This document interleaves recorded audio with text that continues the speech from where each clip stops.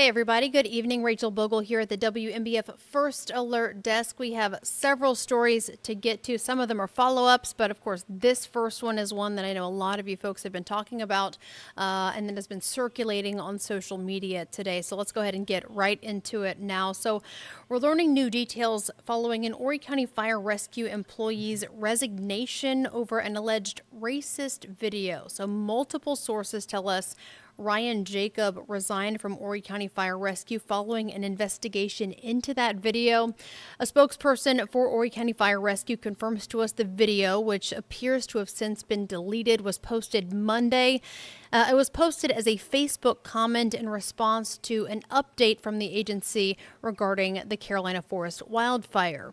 So that spokesperson says a racist word was used in that video, and the agency replied to the comment on Facebook stating Horry County Fire Rescue opposes racism and discrimination of any kind, and it will not be tolerated. Meanwhile, another source tells us that video in question was not made during the employee's time working for Horry County Fire. So our Ali Espinosa did reach out to Mr. Jacob himself. He said he's not ready to go on camera at this time and right now has no comment. Meanwhile, though, speaking of our fire crews and the great work they are doing right now with the Carolina forest wildfire, we're also getting an update today on what is happening there with containment and just the latest updates out there in Carolina forest. So right now the fire remains at 60% containment, so no change since about this time last night. Still just over 2,000 acres burned. Our crews, our Eric Richards in the Walker Woods neighborhood today said virtually he saw no visible smoke in the area this afternoon. Some residents also have been able to return to their homes now and starting that opportunity to kind of clean up, check out their properties. And fortunately, since the smoke situation has greatly improved outside, they were able to do a lot of that today without needing a mask or being overcome by smoke, which certainly was not the case about a week or so ago. We also learned today the firefighters who came from other parts of the state to help fight the wildfire have all returned to their home bases now, and we're told the South Carolina Forestry Commission will remain in our area for the time being. Again, they are still working on this fire, so 60% containment, but there is still quite a bit more to go there to get it completely controlled and ultimately extinguished. So meanwhile, Horry County lifting its burn ban earlier today, but still just urging a lot of caution for folks here. Officials wanting to urge anyone who plans on burning anything outdoors to make sure you're taking all the necessary precautions. All right, and then moving on to this next story here. Again, as I said, we have some updates as well today, and this one is in regards to this man here. So we are learning new details this afternoon about the alleged behavior of a now former Horry County teacher who you just saw on your screen there. And we're going to keep rotating through this video, and you'll see that mugshot again popping up. So this man accused of bringing drugs to work. So Aaron Musick resigned from his job. He was a physical education teacher at Waterway Elementary School in Little River. He resigned yesterday afternoon. So a newly released police report that we got a hold of claims his arrest came after fellow staff members at the school found a vial containing, quote, white powdery substance and several mismatched prescription pills in a backpack in his office. So they say that they went in there to look around after noticing he'd been acting, quote, in an altered state of mind and saying that he seemed, quote, disheveled.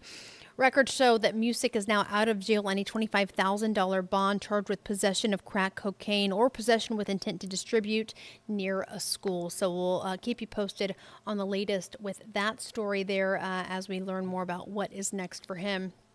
And some of the legal repercussions there with that one.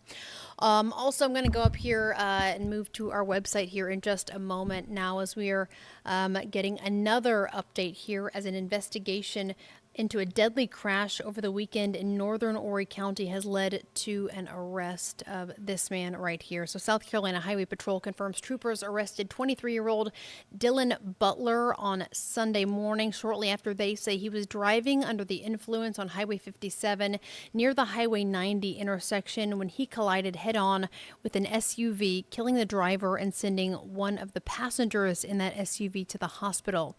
The driver, who died at the scene, was identified identified by the coroner's office as 63-year-old Tammy Blanton of Little River. But again, Butler, who you see here, is now charged with felony driving under the influence resulting in death. Records show he was released to home detention after posting a $30,000 bond. So far, though, there's no word on when he will be due back in court. We'll let you know when we get updates on this one. Also, then moving on here to another set of mugshots here. The folks you're looking at right now, they are a pair of suspects who are wanted for leading deputies on a chase through the PD. They are now in custody following a separate high-speed chase. So the Marlboro County Sheriff's Office says Jonathan Adams and Callie Oxendine were arrested last night after they were allegedly involved in a chase earlier in the day yesterday that we're told began when deputies tried to pull them over in connection to grand larceny warrants out of Chesterfield County. So with that first chase, they say they got away. However, tips from the community helped investigators track them down later that evening to the area of Red Hill Road. That led to another chase that reportedly topped speeds of 90 miles an hour before the two suspects ditched their car in a field, then tried to run away. But as I said, they were taken into custody. Adams and Oxendine are both now charged with failure to stop for blue lights and reckless driving. At last check, they are still being held at the Marlboro County Detention Center. I'm going to pop myself back up here for this next story because this is one that we do have photos to show you, and they are photos that could possibly help with this case if you can come and get a look here at your phone or your mobile device, whatever you have right now where you're tuning in. So authorities in North Carolina are asking for your help tonight finding a second suspect in a nearly 3-year-old homicide case. So I'm going to show you right here. So we have two versions of what looks like a security or surveillance camera here.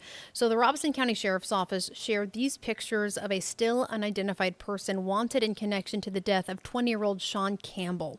So deputies say Campbell was found shot and killed back in May of 2022 at a home in Fairmont. Again, try it and get a good look here. This is the person they are looking for. If you have any information about who this person is or just know anything about the case itself, you are urged to call the Robeson County Sheriff's Office.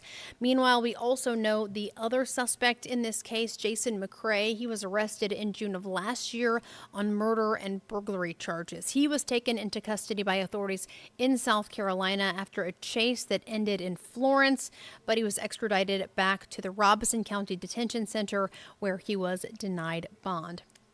All right, so let's go ahead before we get to what we're working on at 11. Let's talk about that forecast. And let me tell you, if you like today, you will surely like the rest of the week because we're starting to kind of crank those temperatures up little by little there. So more spring-like weather through the rest of the work week. We're still looking at those low to mid 70s inland, low 70s near the beaches, plenty of sunny skies and dry conditions. And we're not seeing our next threat for storms, as you can see here, until late Sunday.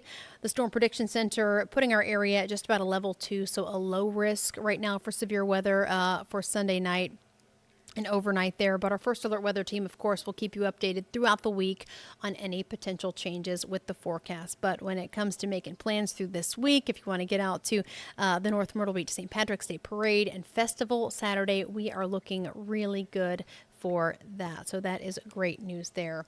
All right, so when it comes to what we're working on at 11, well, new at 11, we're talking CCU baseball. And Mary Margaret Ellison is going to be back in studio with us tonight, recapping tonight's sold-out matchup between the Chants and Wake Forest at home in Conway, as well as your high school baseball and your softball scores and anything that breaks between now and then, too. So that'll do it for this update from the WMBF First Alert Desk. I hope to see you back on air in a little under an hour for WMBF News at 11. See you soon. Have a good night. Take care.